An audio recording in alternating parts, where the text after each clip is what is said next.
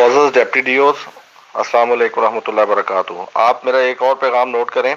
अभी आप तमाम एईओज़ को हदायत करें कि प्राइवेट स्कूल्स को विज़िट करें। अगर कोई प्राइवेट स्कूल खुला हुआ है तो उसे फौरी तौर पे बंद करवाएं और उन तक ये पैगाम पहुंचा दें कि ये एक ऐसा इशू है जिस पे स्कूल बंद किए गए हैं कि खुदा न खासा अगर कोई मिसहैप हो गया तो इनके खिलाफ FIR रजिस्टर्ड करवाई जाएगी।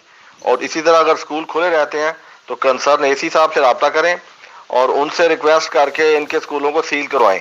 अब इसमें अगर हम नरमी करेंगे और कोई इशू हुआ तो ये सारी जिम्मेदारी अथॉरिटी पे आएगी, आप पे और मुझ पे आएगी।